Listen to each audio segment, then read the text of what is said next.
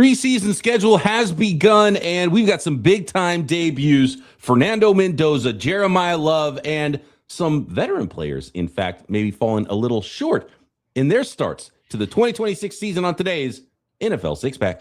This is Locked On's NFL Six Pack. 6 bold takes from 2 guys who just flat out know football.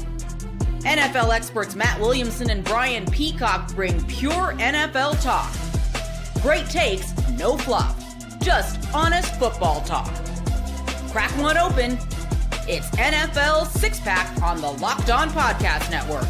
Your team every day. Welcome to the NFL Six Pack. Brian Peacock alongside Matt Williamson. We're off and running with some preseason football now, breaking down what we saw in Thursday's game, some of the biggest stories and biggest debuts around the NFL, and maybe some lower key debuts that were eye-popping, and some veteran players, one specifically that did not look as good as I think Tennessee Titans fans wanted to see in their preseason games. So let's start, though. I mean, we got to start with the game where you have the first and the third pick in the NFL draft facing off with the Las Vegas Raiders and the Arizona Cardinals, Matt. So let's go there first and talk about Fernando Mendoza, the number 1 pick in the NFL draft in 2026, making his preseason debut. And I think passing with flying colors. The big thing for me with these players is, do they look like they belong? Are they in the right place? Is their head spinning? Is the game too fast for them? And I think for Fernando Mendoza, the one of the big reasons why he was the number 1 pick in the draft is because you thought he was going to be a player that was going to be in control and be able to run an NFL offense and not fall victim to some of the things that make quarterbacks busts traditionally. And he passed the first test with flying colors, 10 of 16 for 97 yards. You know, it wasn't a laser show or anything like that. He had a nice touchdown pass, putting balls in tight windows, knew where to go with the football, was composed, was poised. And I think if you're a Raiders fan, that's all you needed to see from Fernando Mendoza in his debut. I think that's well said. So we can brush it off like it's only preseason.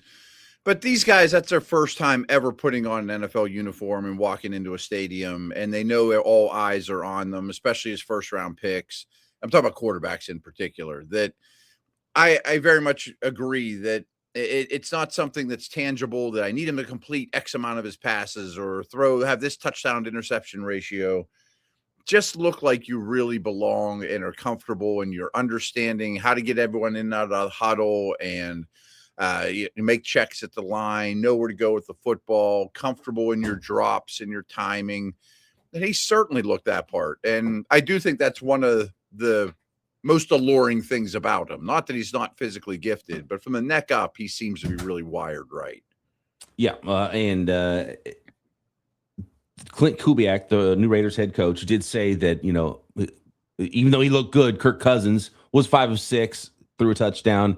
He is, you know, he's doing what he needs to do to start the season as the starter, Kirk Cousins. And we'll see when the switch might happen there. And you have to make a switch at some point during Mendoza's rookie year, but it's not going to be week 1. Fernando Mendoza is probably not going to go win that job because Kirk Cousins is still looking like Kirk Cousins out there. So everything going according to plan there as far as quarterbacks go, I think, for the Las Vegas Raiders. Yeah, and we just assume that the Raiders are going to stink this year, and eventually you'll move it over to Mendoza. But who knows? Maybe they surprise and go, 4-5 for the first 9 games and are competitive, and Cousins keeps that job for a bit. Or maybe quarterback gets hurt, and at the trade deadline, Cousins is the first call because he looks comparable, and then you put Mendoza in there, and it's kind of setting up as planned for the Raiders. There's more to talk about from the Raiders side of things. Quarterback always going to take a precedent and be the headline here. Love seeing Mike Washington Jr., the rookie running back, rip off a 53-yard run, looking super explosive, finding the hole, hitting it, and exploding after Ashton Jeanty started the game. I think he only played 1 series, had 3 carries for 16 yards, did Ashton Jeanty. But Mike Washington, now, look, he had 6 carries, and 53 of his 63 yards were on one play. So that means he had 5 carries for 10 yards on the rest of them, right? And he was pretty bottled up. I watched every touch for Mike Washington, and he was kind of bottled up on the inside, and he's a little bit longer limbed guy. And as somebody I saw put it on Twitter, he's got Adrian Peterson measurables. And so don't expect Adrian Peterson from him, but man, he can absolutely rip off a long run if he gets the space and he finds it and he hits the hole and explodes. So it was kind of fun to see him open it up. And you see a guy that's got 4.3 speed who's that big and that fast. So a lot of good from the rookie class for the Las Vegas Raiders. Yeah, and we know that they're living to fight another day. And I do think there is some of that to Washington's game, even watching him in college. He is kind of long-limbed. He's big. He's fast. But the down-to-down consistency isn't great. But you give him a crease, look out, And by the way, second-year left tackle Charles Grant made a huge block on that big run and just annihilated somebody on the Cards defensive line to open up a big hole for Mike Washington too. So yeah, there's a lot more options on the O-line right now. Oh yeah, I think that's going to be the big. Yeah, they were coached poorly. They had injuries. Colton Miller, and by the way, I saw Colton Miller have a rep against the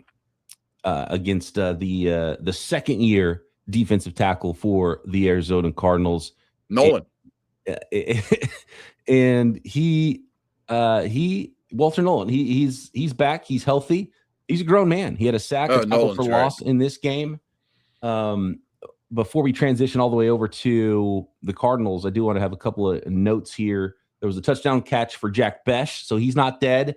Looks, though, more like he's going to be that big slot number 3 wide receiver role. Yeah. And you have Trey Tucker, and who else was the starter there with Trey Tucker for the Raiders? It's going to be the 1 and 2, the clear 1 and 2.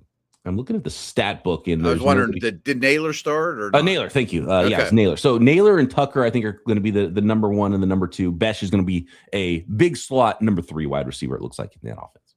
I think Besh is Cooper Kupp, big slot. And last year's staff, that just shows that the coaching issues, lined him up on the outside and asked him to be George Pickens. That's not what he is at all. I think he could have somewhat of a mini breakout in year 2. Let's transition to the Arizona Cardinals. On one hand, you have the number 3 pick in the NFL draft, your star rookie running back, Jeremiyah Love. He played a lot, played well. The coaching, I believe it was Robert Mays of The Athletic talked about when he was doing his tour of camps, that they said that their belief and their data shows that rookie running backs do need to play before their first seasons. Okay. Did they need to play this much though? Jeremiyah Love played a ton of snaps and then left the game because he had an ankle injury. Now, luckily, it wasn't a Mike LaFleur after the game said he could have come back in, so it wasn't a bad injury or anything like that. But it's like, God, running back, like, do we need to give him 20 touches in preseason week number 1? 11 carries for Jeremiyah Love, 58 yards, showed his size and athleticism. Showed his ability to catch the ball out of the backfield as well. 3 catches for 14 yards there. And so, obviously passed the test and certainly passes the eye test, does Jeremiyah Love. But I do question, did you really need to give him that much work in the preseason? I thought the exact same thing because his talent's obvious. He's a no-brainer prospect. And as you were saying that, maybe this slight ankle injury works to his favor that they don't play him the rest of preseason. Never mind. Right. We don't need to play him that much. Or maybe he sits out the second preseason game and then the third game gets a little bit of work. He gets a little or something. Yeah. It would have been nice to see Beck. He didn't play. He's got a little banged up too from the Hall of Fame game. But obviously, as we talked about with Mendoza, Beck looked the part and was comfortable in an NFL stadium too. And you don't want to overrate the preseason because they're not really scheming. But this, what was fun about the Cardinals and the Raiders, it was good on good, and they played their ones, and you got to see there's a lot of interesting players to watch and play, young players and rookies. They're trying to establish a culture and get back to normalcy. And the ball never hit the ground for the Cardinals offense. I mean, Brissett was 5 of 5. Gardner Minshew comes in 14 of 16, and then Keaton Slovis comes in and he's 7 of 9. They had 4 incompletions in the entire game. Their passer rating combined for those 3 quarterbacks was 130.6 against the Raiders, whether it was the first team, second team, or third team. I mean, new coach installing a new offense. I mean, you want to see efficiency, so that's a good start. By the way, familiar coaches, familiar schemes.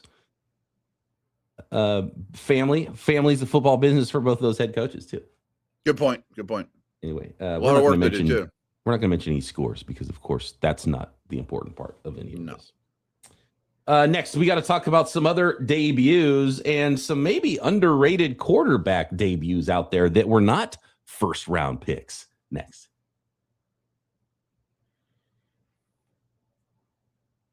Today's episode of NFL Six Pack is brought to you by Odoo. Running a business shouldn't feel like you're trying to connect a bunch of systems that were never designed to work together. One app for accounting, another for inventory, another for sales, and somehow none of them talk to each other. That's where Odoo comes in. Odoo is an all-in-one business management software that brings every part of your business together in one powerful platform. From sales to accounting to inventory and marketing, everything works in one place, helping your team move faster, stay organized, and focus on growing the business instead of managing software. The best organizations know that success isn't just about talent. It's about having everyone working toward the same goal, and that's true in sports, just like it's true in business. For example, if you are the Las Vegas Raiders, you need to get better at quarterbacks. So what you burn it on both ends, right? You spend the highest draft pick you can on a quarterback, and you go find the most veteran, ready to play quarterback that you can find out there that can run your offense. And through one preseason game, it looks like it's working for the Raiders when they their last game plan didn't work so well. And your business can have that same result. Great organizations win because operations matter. That's why you should get Odoo. Try it for free today at odoo.com/lockedon. That's odoo.com/lockedon.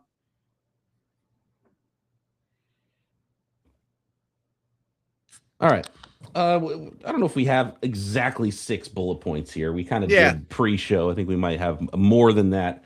And there's a number of football games to break down. There were some games that had fewer bullet points to talk about here, like the Chargers and Texans, which we might not mention much. In fact, just for the Chargers and Texans fans out there, did see a Trey Lance interception to rookie safety Kamari Ramsey. So, one thing good for one team means one thing bad for the other team there. So I'll get that one out of the way and mention it. I don't know if we're going to mention that game the rest of the way, but what I do want to hear from you, Matt. Super quick, there has been a lot of buzz about Ramsey as adding one more weapon to that defense. So this is a really good safety rookie class, and a lot of guys met the height, weight, speed profile, and all had kind of different skill sets. And now every defense in the league is a little bit more hybrid, and which teams fit which style of safety. You're looking more for a nickel. You want someone who can be like a dime linebacker type, and Kamari Ramsey seems like he could be one of those guys got lost in the shuffle in this deep safety class. Yeah, and the rich get richer in terms of adding,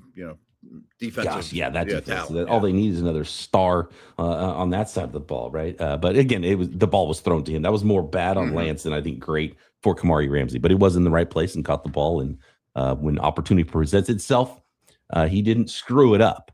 Who didn't screw it up is the young Steelers quarterbacks. I know you were locked into this game with the Packers and the Steelers, and at first glance, it looks like resounding success for all of the quarterbacks on the Pittsburgh Steelers side, particularly the guys like Will Howard and especially Drew Allar, who were both making their NFL debuts. Yeah, the city's buzzing about Allar. I mean, he came in and threw 3 touchdowns, and I looked at it a different way, though. I mean, all 3 quarterbacks, including Mason Rudolph only had 1 incompletion. Howard came in after that and led a nice 2-minute drive, and then Allar had 3 touchdowns in the second half. But all 3 of them just looked so much more comfortable and coached up. I mean, the coordinators here in the last few years have been pretty rough, and everything's been an uphill climb for points and first downs. And you just could really feel the McCarthy influence of the attention to detail during practice, which is something he's really big on, and just play calling and keeping defenses off balance and easy throws and this read's not there, then hit this one, then run. It just was a lot more fluid overall. But Allar stood out for sure. I mean, he throws the ball somewhat effortlessly. The ball comes out nice, and he's big and strong, and had a zone read where he, ran the ball in for a touchdown too. And so it was a highly successful day for the Steelers. I mean, the Packers did play Jordan Love, but overall, I didn't think they had a lot of standout players. The Steelers' young guys, the guys I was really focused on, all really stepped up well. And Max Ahanichor didn't play, but the second-round pick, Bernard, was definitely the wide receiver 1 early in the game when Pittman and Metcalf were, didn't dress. Hanashore, is there an injury there? Minor. He got dinged up like a week ago in practice. He looks great in practice, by the way. One thing I've quickly learned, and Marcus Mosher taught me this a little bit about, the McCarthy's history with the Cowboys. Preseason, he is always going to err on keeping guys as healthy as possible. Yep. That's a smart way to do it. Yeah, I think which is way different than how it's been here. And I'm guessing, seeing how these quarterbacks performed, and again, like the Steelers didn't play any ones, the Packers did play some ones. So seeing how the young quarterbacks performed, I imagine Steelers fans happy with Mike McCarthy on this Monday. I mean, Friday, excuse me. It's not like Zach Frazier was out there for a bit. And I mean, like the number one O-line was out there for some, but overall, there's no Cam Haywards or Watts or this type of thing, of course. Even the top two running backs were shut down, Dowdle and Warren. So, yeah, I hope so. I mean, that was my biggest takeaway was I'm seeing the fruits of how this coaching staff does things, and it's a lot different. And say what you want about Tomlin and McCarthy. They've both won a lot of NFL games, and there's different ways to get to that path over long careers. But the quarterback stood out, and that's what McCarthy was hired for. And the defense showed some wrinkles, too, that were exciting.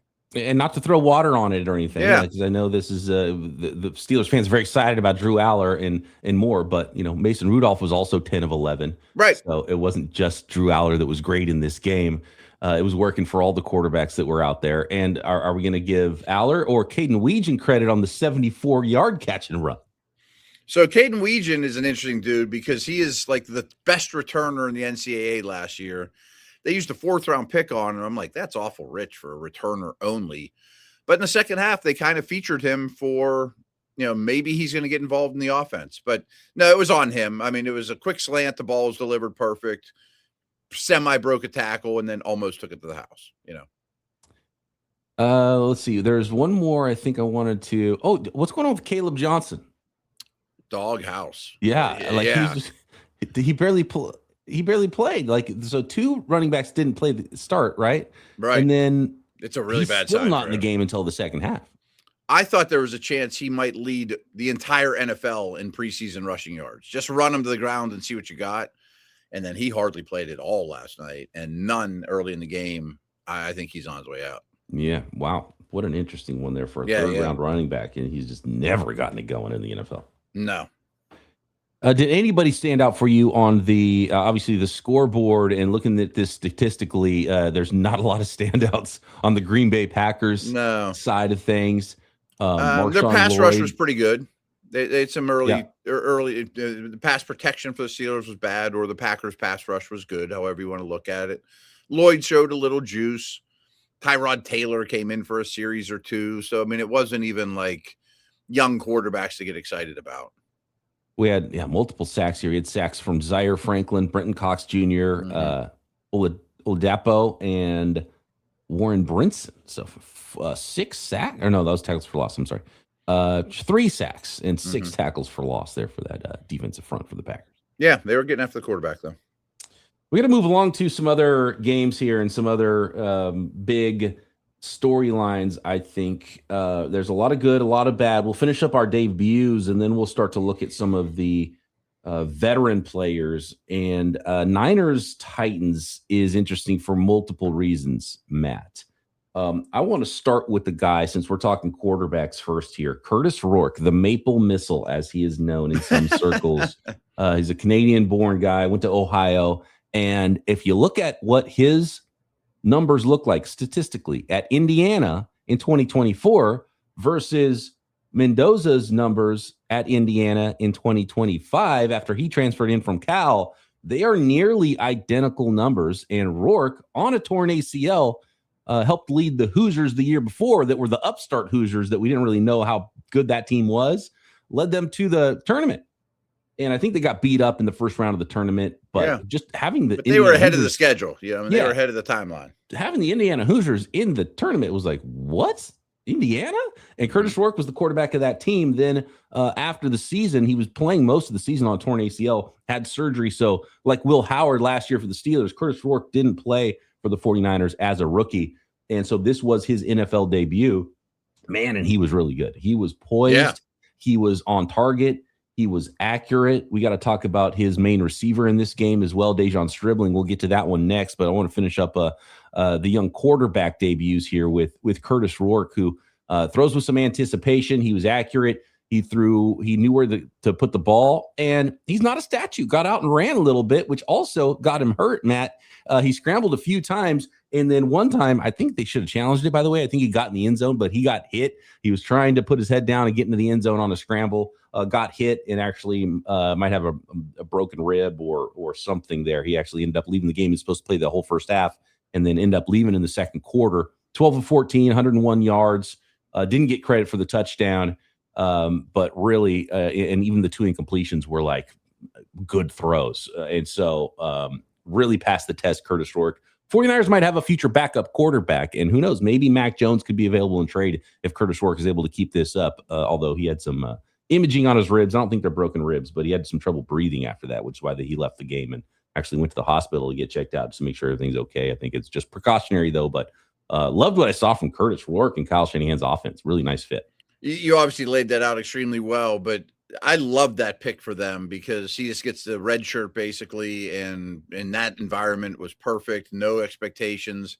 I honestly thought that if he was a clean prospect coming out of Indiana, he was a 3rd-round pick type of guy. Yeah, he might have been. There's something to work with there. More of a mid-round guy, 3rd or 4th probably, but he had a torn ACL. Everyone knew he was going to miss his entire rookie season. Niners ended up getting him in the 7th round. Now, I'm not saying he's going to be the next Brock Purdy, but of course he does have a lot of traits that I think are really nice in this offense. And unlike some of the other games we talked about, then the other guy that came in, because there was no Brock Purdy, no Mac Jones in this one, the Niners didn't have any of their starters or veterans out there. Adrian Martinez comes in and looks bad.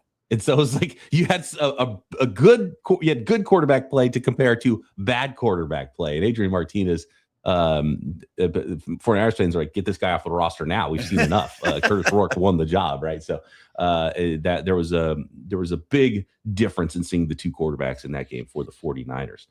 Interesting. There is a guy that's gotten a lot of press since the NFL draft because of where he was drafted. Shocked a lot of people how high the 49ers drafted De'Zhaun Stribling. He made his debut. That was a resounding success. And again, I talked about how Niners didn't play their ones. The Titans did. So you think the Titans should have dominated that football game. They did not. We got to get into that next. Joe Burrow and more from preseason week number 1 next. This episode of NFL Six Pack is brought to you by FanDuel. Baseball fans, if you think you know who's going to hit a homer today, FanDuel is giving you a free chance to call your shot with daily dingers. It's easy to play. Just make your free pick on who you think is going to hit a home run in their game. If you're right, you'll receive a profit boost to use on your next bet for a chance at extra winnings. Best of all, you can make a free pick every day throughout the MLB season. Daily dingers is another fun way to stay engaged with every day's games. Whether you're following your favorite team or keeping an eye on matchups across the league, every game has someone capable of going deep. Now you get the chance to make your prediction before first pitch. And sometimes you just want to find a hitter who's on a hot streak. Maybe you get a really favorable pitching matchup where anybody in a lineup could go deep on a guy.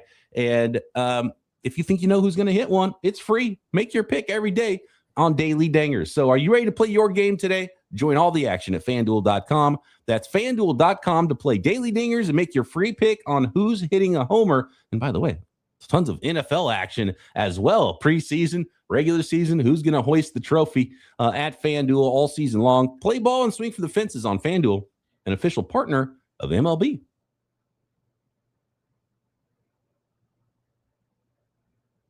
All right, we got NFL action. This is fun, seeing players out on the field, a lot of them for the first time. You get camp reports. One of the players that's been a star of camp for the 49ers is De'Zhaun Stribling. So it's like, okay, let's really see what this looks like, because so much was made. Was it a reach of a pick? Some teams had him as a 4th rounder. Some teams thought he was a first-round talent. Clearly tall and fast, De'Zhaun Stribling, getting great reports in camp. Let's see him on an NFL field, and he absolutely passed that test. He was the main target for Curtis Rourke in the first half of this game. He had 7 catches for 63 yards. And really just the thing that stood out to me with De'Zhaun Stribling, he's got speed. He did have a 32-yarder down the right sideline. It was a nice catch and throw. He's just got big, strong hands to go up and get the football. And he's kind of goes back to what we talked about earlier. Just show that you belong. He's an older prospect. He's 24 years old. He played a lot of college football, multiple teams. He's ready to step in and be a pro, I think, is the big thing. Now, maybe people got a little over their skis. I know the fantasy community gets excited about every report about how good somebody looks. I think it's rare for the 49ers to have a guy with a height, weight, speed that Stribling has and be a good player, right? In camp, they have a lot of tough guys or a lot of fast guys that aren't that good, which is a weird dichotomy the 49ers had with their drafting wide receivers. But Stribling did look really good. He's not the next Justin Jefferson, though. So I think you can pump the brakes a little bit on the Stribling stuff, because I was like, what is he look completely different than he looked like at Ole Miss? No, he looked like the same guy. Little stiffness there in his movements, but enough to get open, which was one of my questions. What's it going to look like as a route runner? He can get open plenty. Powerful, run after catch, size, speed. A lot to like about De'Zhaun Stribling. Yeah, you mentioned, I mean, there's been a lot of buzz on this guy all through mini camps and into training camp. And I can tell you the dynasty and fantasy community is taking a lot of notice. Like, he's rocketing up these rookie draft boards, and the Pearsall injury hurt, it helps his situation. He's got a clearer path to playing time. All good, though. I mean, again, I think that this is something that could pay off as early as this year for the Niners. Absolutely. Now, no Debo, no Mike Evans, so he might take a back seat when the regular season gets going here as far as target share and workload, and that happens to young receivers in Kyle Shanahan's offense. But man, absolutely a lot to like. Not the next Justin Jefferson, maybe the next Nico Collins, though. Okay, if you're trying to find a comp for De'Zhaun Stribling. On the other side, I think if you are a Titans fan, you went to bed late Thursday night, not happy with what you saw from Cam Ward and the number one offense going against 49ers twos. Like, they had guys out there in the first quarter that might not make the team. Yeah, and we talked about this a lot today on Locked On NFL, that I kept excusing it. All the reports from Titans and Ward and the offense and even Tate were not great, and I just kind of brushed it off. There's so much change, and a lot different group that he's working with, totally different situation, high demanding offense.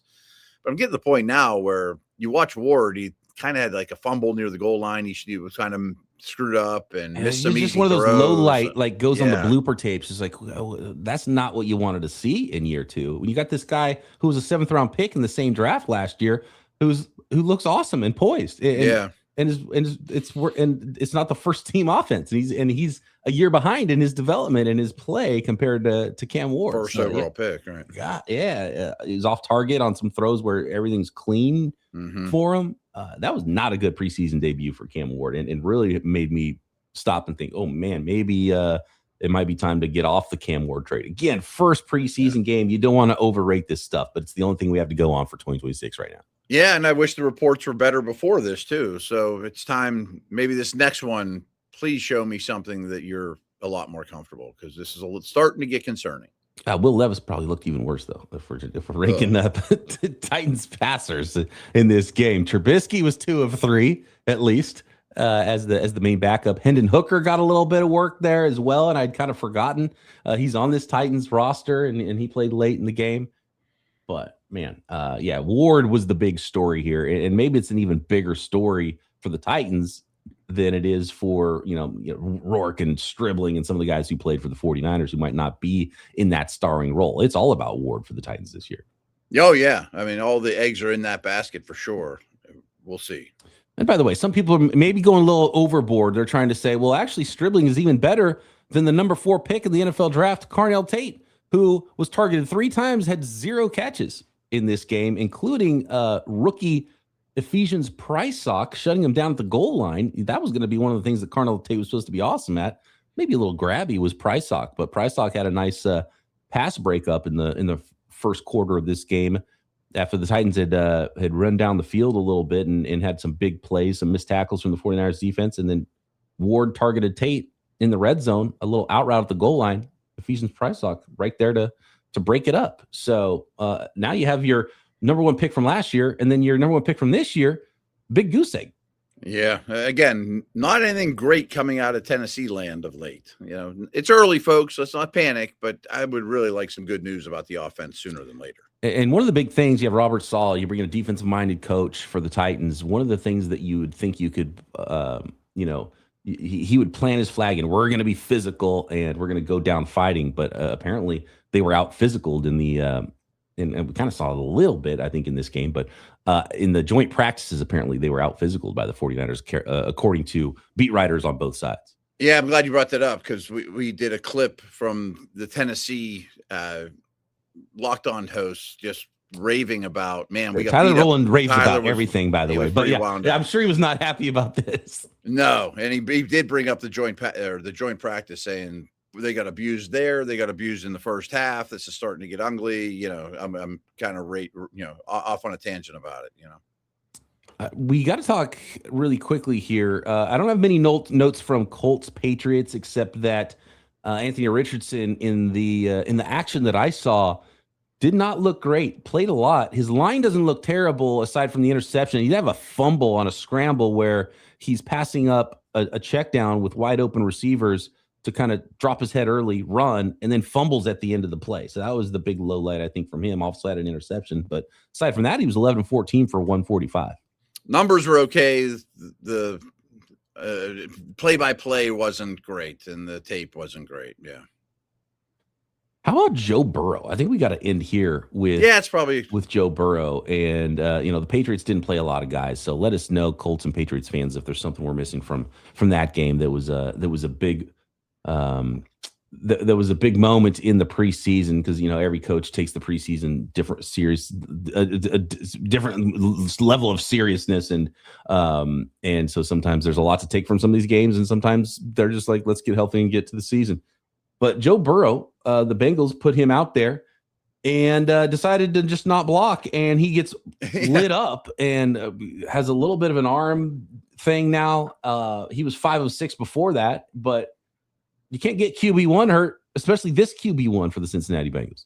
Yeah, and again, the folks on Locked On Bengals were laughing because people were starting to doubt, is this offense going to be any good this year? And Burrow's going under center, and he's getting hit already, and they kind of brushed it off. I'm brushing it off. But I do think it's an interesting dichotomy with Zach Taylor because he got so criticized year after year for sitting everybody. Then they'd lose their first couple games of the season. And then last year he started playing his dudes.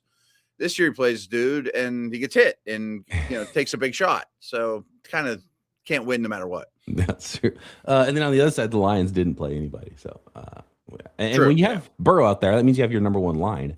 Right. Orlando Brown got smoked. Block the Lions number 2. Yeah. No, Orlando Brown didn't look good, but I'm not worried about the Bengals offense. Yeah. Again, most of this probably overrating the results of preseason week number 1, but I think there's some things you can take away from it. And if there's anything we missed, of course, there's a bunch more games Friday and Saturday that we'll get to on Monday's episode and have our biggest takeaways from the rest of the preseason games there. Let us know if there's anything we missed at BD Peacock, at Williamson NFL. Drop a comment on YouTube, and of course, subscribe while you're there. We're off and running. Love seeing NFL football, and I'm okay with it. Let's overrate everything we see until we get a bigger sample to rate properly. Talk to you. Have a great weekend. Talk to you Monday right here. NFL Six Pack.